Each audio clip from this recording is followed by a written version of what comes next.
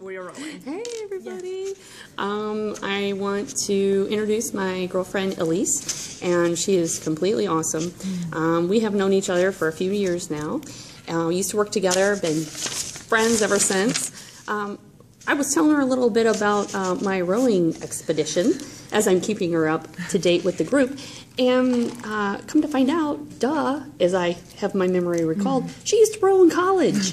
This is Elise. Everybody, say hello. Hi, guys. Hi, girls. We're going to talk a little bit about your rowing experience. What's your background? So I started rowing in high school. So when I was a wee bitty, like 14-year-old, freshman year of high school, I signed up for a team and started rowing since then. So I rowed for 8 solid years competitively all through high school and then into all through college. So wow, I've done a lot of rowing, a lot of erging, like more erging than anyone in their life should ever do. And I think any rower who rowed in high school and college will say the same. So I've done a lot of erging. Now, what is erging?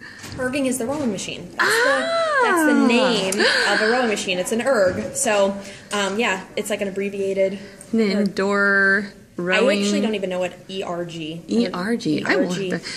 I will look that up. I don't know what it stands for, but it's called an erg. So, yeah, it's like the version of a treadmill, I guess you could say. And I hear you guys have been doing a lot of erging. So, well, as of right now, we are doing the second peak challenge that's been put out by My Peak Challenge, and it was to row 2,000 meters and your best time. And, oh my God. Let's go back to Elise. So I told Elise about my rowing experience, and that it was 10 minutes, and I mentioned to her that I had it on a resistance of 6. So, if you can think of the resistance fan on an erg, so that's what it is. It's a fan, and it controls the airflow through the erg machine. So, the higher the resistance, the less air it's putting through, which makes it harder for you to pull. So, you want to leave the erg machine on a 4. That's like its standard setting. That's around where you want to take your 2K.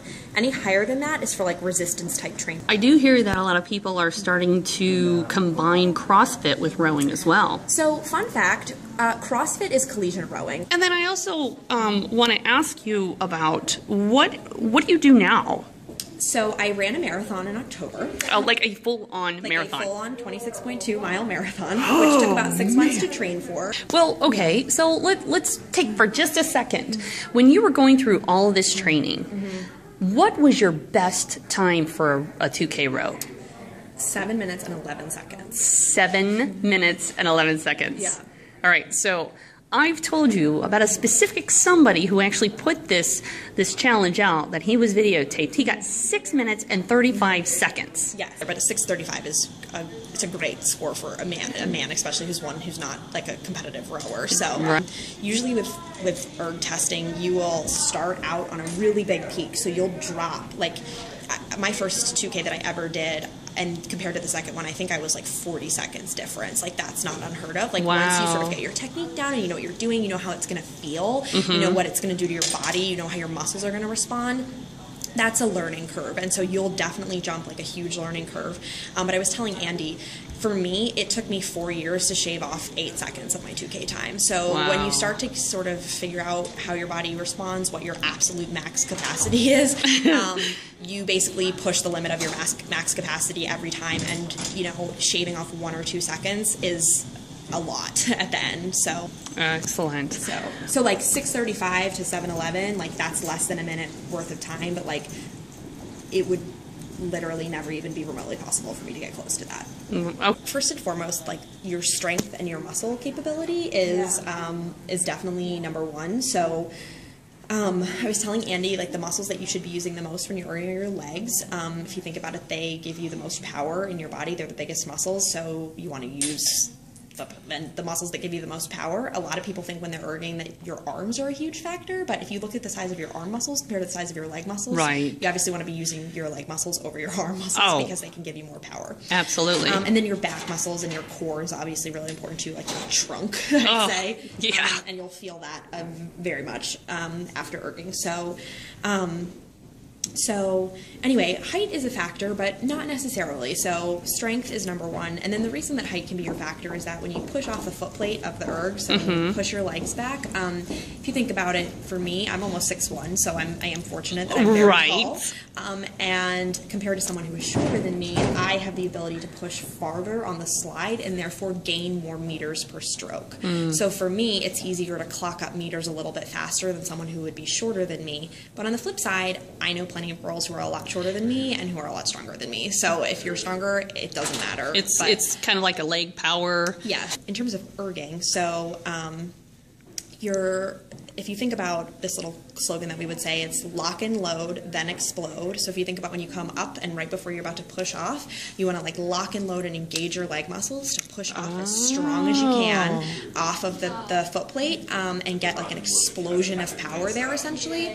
And then rock and roll. So when you bring the handle back into your body, you want to rock your body back like a hinge and then roll back forward and then roll up with control. So a lot of people think like, you just explode off the foot plate and then the rest of it, like getting back into that position again, is sort of wasted, but you actually really need to, that's when you need to really engage your core and your back muscles, is to control your whole body so that you're sitting up straight and your technique is really good and your arms are out and you bring yourself back into that lock and load position so that you can gear your legs up to have the best explosion off the plate again. And Andy and I are going to do a little video so I can give you some techniques so that some of this will make more sense to you guys. But really, legs, legs, legs. Main groups of muscles that you can expect to be sore. So your quad muscles, definitely if you're exploding off of the seat correctly.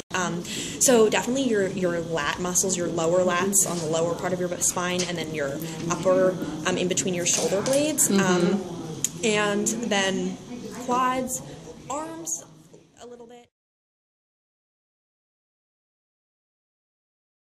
Be sitting up as straight as you can pretty much the whole time. And I don't mean straight in terms of so if you think of these are your legs and this is your body, I don't mean straight in terms of this way, like you're going to rock back and forth almost as if your hips are a hinge, right? But in terms of this part of your back, you want to make sure that you're almost like trying to put your belly button on your thighs, if that makes sense. So like almost like for me it feels like putting your boobs on your knees. Yeah, it feels like shoving your back out. Do you find that it helps your posture though? And like yes, absolutely. Well, also just because the minute you start to really strengthen your core muscles and your back muscles, your spine is way more supported. So you'll just start to stand up naturally without even having to think about it. Just to let you all know, but next week, early next week, Monday or Tuesday, I am actually going to take video of her. She's been so sweet, and she's going to give us proper techniques as women to be able to row at our best efficiency.